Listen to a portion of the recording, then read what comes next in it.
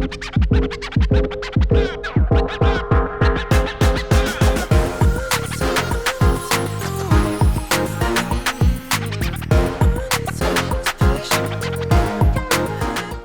usodo si krojimo sami, ampak neka predloga za to, kam bo šel, je pa definitivno zapisana vnaprej. Jaz mislim, da je bila to edina opcija za moje življenje. Lani, ko sem igral na Kitajskem, je bila to moja 52. država. V bistvu ob njem ne začutiš za niti eno sekundo, da je to človek, ki ima 450 milijonov na banki in je bobnar najvplivnejšega metal benda vseh časov. No.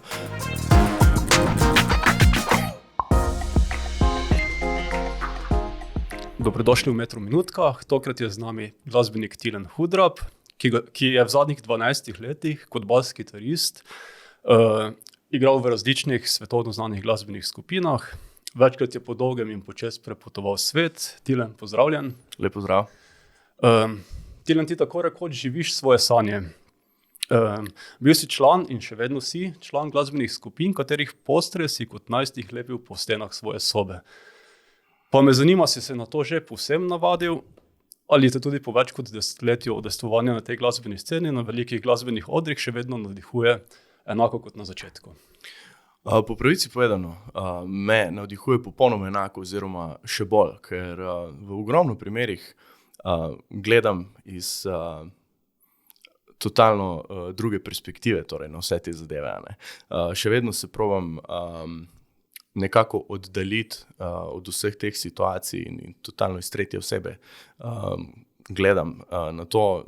Še vedno se postavim v svoje misli pri 14 letih, zato da ohranim isto navdušenje, ker se mi zdi, da je to edina pot. Če ti karkoli od tega stopi v glavo, torej da bi razmišljal o tem, da sem igral v bendi, ki so prodali v primeru Testament 15 milijonov albumov, v primeru Uda Dirk Schneiderja 40 milijonov albumov, v primeru Doro Peš 20 milijonov albumov. To so globalne ikone, ki so vplivale ne na par 100 ljudi, ampak na generacije tisočev skozi zadnjih 40 let. In če bi v tem razmišljal na tak način, bi mi kot prvo lahko to stopilo v glavo in kot drugo dejansko ne bi živel v realnosti. Zato vedno poskušam ohranjati to tretjeosebno pozicijo in perspektivo. In mislim, da je to kar prava pot. Torej, ti si že od najstniških let navdušenec nad heavy metalom, bil si prisoten na lokalni slovenski sceni, igral si v domačih bendih, potem pa si se nenadoma prelevil v profesionalnega glasbenika, ki je polnopraven član legendarnega ameriškega benda. Pa me zanima, kako si spoznal Vicious Rumors in kako si jih prepričal, da si prav ti tisti pravi basist in ne recimo kak ameriški glasbenik, ki bi bil tudi bliže po eni strani. Ja, band sem spoznal že kar dosti let pred tem, da sem začel z njimi igrati. To je bilo leta 2006 v Ljubljani, v bistvu po koncertu z Agent Steel. Torej Agent Steel, Vicious Rumors, co-headline turneja. Takrat se je začel ta heavy, power, speed, thrash metal totalno vračati.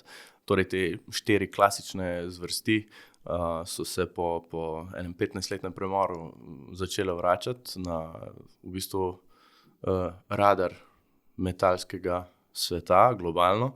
Tam sem se spoznal z Jeffom, torej z liderjem in ustanoviteljem benda.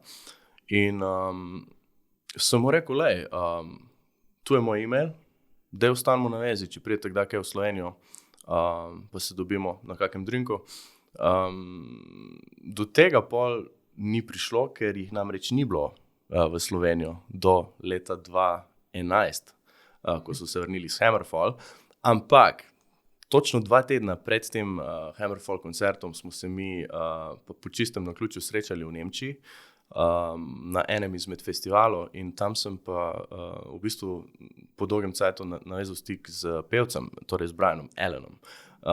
On mi je takrat omenil, da imajo z basistom določene probleme, ker ima 2 dodatna benda v Ameriki, sicer moj dober kolega Steven Goodwin, odličen basist in super človek, ampak Brian mi je to torej omenil in jaz sem mu enostavno rekel, da če kdaj rabite pomoč, enostavno ne razmišljate o kom drugem, enostavno give me a call, man. In to se je tudi zgodilo. Ob prvi priliki, ko so rabili basista, me je Brian kontaktiral in je rekel, enostavno sem ob tem, ko si mi rekel, da naj te kontaktiram, če kdaj rabim basista, začutil, da misliš bolj resno kot kdorkoli na planetu. In to je bil edini razlog, da te pokličem. Moram pa reči, da je bil tudi to en in edini primer, ko sem nekomu samoiniciativno, torej globalno, samoiniciativno rekel, da bi bil za nekaj zainteresiran. V vseh ostalih primerih, ki so sledili, so me čisto vsi ljudje, vsi ostali bendi, torej od Testament do Pestilence, Paradox, Toro, Dragonlord, itd., poklicali popolnoma sami. Torej zaradi Vicious Rumors reference in pol pač naprej. Ampak ja, prva stvar je bila pa ta, v bistvu čisto naključeno. Če se takrat ne bi srečali na festivalu, pa če se ne bi takrat z Jeffom v Ljubljani v bistvu nekako zaštekala zelo, zelo na tak oseben način, ne samo na glasbeni, umetniški način, mogoče ne bi prišlo do vsega tega, ampak v bistvu vse je bilo zapisano v zvezdah. Jaz ekstremno verjamem v to, da ja, usodo si krojimo sami, ampak neka predloga za to, kam bo šel, je pa definitivno zapisana vnaprej. Jaz mislim, da je bila to edina opcija za moje življenje. Zdaj, kako si pa to izvedel logistično, recimo, si kar sedel na letalo, pa si se odpeljal v Ameriko? Mislim. Ja, stvar je bila taka, da na srečo je bila prva turneja v Evropi in točno to, enostavno band mi je poslal letalsko karto in na prvem koncertu z švedskimi legendami Candlemass in Angleži Tokyo Blade smo v Ballingenu v Nemčiji odigrali prvi skupni koncert pred 5000 ljudmi z setlisto 19 komadov z samo enimi vajami. Samo enimi vajami. Ja, Se pravi, si se ti kar sam naučil te... Ja, na srečo sem band, kot si sam omenil na začetku, sem band že odprej poznal, že od mladih nog, torej komadi so na srečo bili v mojem DNK-ju. Mogel sem jih pol sam pač fizično naštudirati na bas kitaro, ampak ja, drugače pa ni bilo nobenih problemov.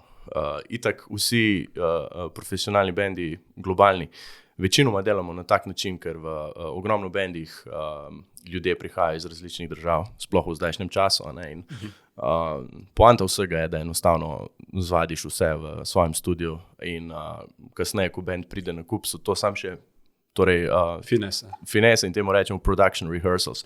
Ko pridejo tudi vsi rodi, cel crew, cela ekipa in se enostavno ob pripravi na turnejo pripravi čisto cel oder, kot se pol dela to na turneji vsak dan. Torej, cel crew pride in postavi oder vsak dan, zjutraj band pride, naredi najprej tonsko in pol odigra cel koncert in pol se spet oder podre, zato se 10 dni trenira postavitev vsega, na kak način bo pol šlo vse iz tornjaka in nazaj in iz turbusa in nazaj.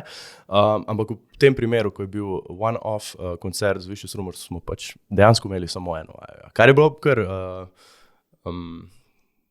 v bistvu brutalno, za čist prvič. Pred 5000 ljudmi v drugi državi.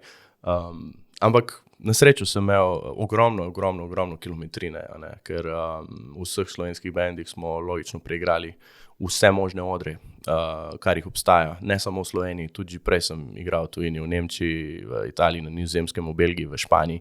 V vseh teh državah sem igral že pred mednarodno kariero in z Metal Steel, in z Keller, in z Troy, in z Wartune. In dolga pot. V bistvu 4 stoletja traja heavy metal pot trenutno in to je kar dolgo obdobje. Miti in resnica v velikih glasbenih turnejah. Gre res za non-stop žure z alkoholom, ki teče v potokih in grupikami? Ali je to v resnici resno delo, pri katerem je treba ohraniti trezno glavo in vso zbranost? Absolutno številka 2. Torej, prva točka, ki jo omenjaš, je bila resnica, mogoče od cajtov Little Richarda, Elvisa, Jerry Lee Lewisa, pa tja do konca glam scene. Torej, recimo 30 let od leta, ali pa 40 let, od leta 50 do leta 90, je to bila absolutna resnica. ampak zdaj je pa to samo še mit in lep spomin, ali pa za ene slab spomin na stare čase. Tega zdaj ni. Tudi pri največjih bendih, ko prideš v backstage od Metallica, od Guns N' Roses, od Queen, od you name it, vidiš tam prej zdravo selekcijo hrane, prigrizkov, pijače in vsega ostalega, kot karkoli drugega. Ne. Mogoče vidiš, recimo Dave Mustaine ima za celotni Megadeth crew in celotno ekipo na Riderju 2 six-packa piva in 2 litra vina. Včasih bi bilo to potrojeno ali pa početvereno. Enostavno ni več tega in tudi recimo v mojem lastnem primeru moram poudariti, da res v 12 letih svetovnih turnej na 5 kontinentih v 52 državah, lani, ko sem igral na Kitajskem, je bila to moja 52. država, nisem bil niti enkrat pod vplivom alkohola, ampak niti enkrat samkrat. Enostavno, če to jemlješ kot en resen poklic, in zdaj govorim poklic, v dejanskem univerzalnem smislu tega, da si za nekaj poklican, kar je čist nekaj drugega kot služba. In to je še ena stvar, ki se v Sloveniji ne razloči. V angleščini sta dva dobra izraza, imaš what's your calling in what's your job. Se pravi, to je bistvena razlika. V Sloveniji pa ogromnokrat ljudje poklic in službo jemljajo kot eno in isto, kar je totalna neresnica. Ne? V službi službuješ, si na nek način služabnik, vse pride iz torej te osnove, da hodiš nekam pod, recimo temu, delno prisilo, medtem ko si za neki poklican, je pa to tvoj življenjski namen. Ne? In ko imaš poklic, ki ga jemlješ resno in srcem, se tekom procesa, ko to delo upravljaš, pač ne zajebaš. In če bi pili alkohol v zdajšnjem času, ob vseh možnih telefonih in ostalih aparaturah, kjer ljudje posnamejo vsako sekundo, bi definitivno bili zelo neučinkoviti. In glede na to, da je ekonomija zdaj kakršna je, in je ogromno ljudi v precej slabi socialni poziciji, in plačajo ogromno za karte, za ceno karte, moramo pokazati vso spoštovanje vedno in se nikoli zajebavati s tem. In ja, kot rečeno, v zdajšnjem cajtu totalni mit. Pa še nekaj bom dodal. V bistvu se na najvišjem nivoju ne izvaja nič od tega, ampak nižje, ko greš, se pravi na neke lokalne nivoje, lokalne klube, pa ne govorim samo za torej heavy metal sceno, ampak za kakršnokoli sceno, tudi v Sloveniji, za ne vem, rock, pop, karkoli pač tu obstaja. Nižje, ko greš po nivoju in profesionalnosti, bolj se dogaja to, kar si opisal ti v prvi točki. Se pravi, v Sloveniji parkrat na leto, ko grem naokrog, pa sem ob kakem bolj znanem bendu izven metala, tam je še vedno par litrov Jack Danielsa, pa ogromno piva, pa vsaj 2 člana sta ekstremno pijana in tako dalje. Medtem ko res na najvišjem nivoju tega ne doživiš več, enostavno ne doživiš tega več. In 80 so mimo. Mogoče eden od bolj negativnih aspektov življenja na poti je to, da verjetno trpijo neki družinski in partnerski odnosi. Pa me zanima, kako kombiniraš te odnose? Je treba sprejemati veliko kompromisov? Ogromno kompromisov. Enostavno moraš imeti partnerko ali partnerja v bistvu v najboljšem primeru v istem žanru, se pravi, da razume do popolnosti, v čem si in na čem si. Jaz imam v bistvu srečo, moja partnerka je torej sama glasbenica, dolga leta in bobnarka pri skupini Metal Steel. Tako. In pozna se že od prej, torej skupaj 16 let, ampak pozna se 22 let in se ve točno, kakšne so zadeve in kako potekajo stvari na turnejah. Ogromnokrat je bila z mano, se pravi, tako ve iz prve roke, plus njene izkušnje iz turnej so tudi torej iz prve roke in enostavno razume. In brez tega je nemogoče ohranjati partnerski odnos na tem nivoju, ker si enostavno ogromno z doma, ogromno je enega prilagajanja in v bistvu je to zelo, zelo neobičajno življenje, no, ki definitivno ni za vsakega. Ogromno glasbenikov, ki si predstavlja, da je to nekaj za njih, zelo hitro spoznajo, da v bistvu to ni za njih. Ne. Zdaj, v Sloveniji logično ne moramo govoriti o kakih primerih, ker nihče ni tega doživel, v bistvu v nobeni zvrsti. Ne. Noben človek v Sloveniji, razen z izjemo Avsenika v 70-ih, ampak on je igral izključno v Nemčiji, 90% od cajta v Nemčiji, nihče ni doživel to, da bi bil 300 dni od doma na leto, na svetovnih turnejah. Zdaj, ti si osebno spoznal veliko glasbenih zvezdnikov. V nekem intervjuju si rekel, da recimo bobnar Metallica Lars Ulrich, ki je na sceni, mislim, ki je v tej sceni nekako na slabem glasu, verjetno neupravičeno, si rekel, da v resnici ni takšen, kot si ga pač predstavlja javnost, pa me zanima, s čim te je prepričal. V bistvu je bil od prve minute, ko smo se prvič spoznali, čisto preprost, down to earth, navaden človek. Debata je takoj stekla o New Wave of British heavy metal sceni, o Diamond Head, Angel Witch, Saxon itd. Vsi vemo, da je ogromen fan takratne angleške scene iz konca 70-ih in v bistvu ob njem ne začutiš za niti eno sekundo, da je to človek, ki ima 450 milijonov na banki in je bobnar najvplivnejšega metal benda vseh časov. No. In moram reči, da tudi vsi ostali iz Metallice so isti, totalno down to earth. Preprosti ljudje v bistvu, ampak to je zdaj moja izkušnja iz zdajšnjega časa, ne, torej iz 21. stoletja. Vprašanje, kaj je bilo pred 30 ali pa 40 leti, ampak zdaj je dejstvo, da so vsi bolj ali manj straight edge, totalno brez substanc in mislim, da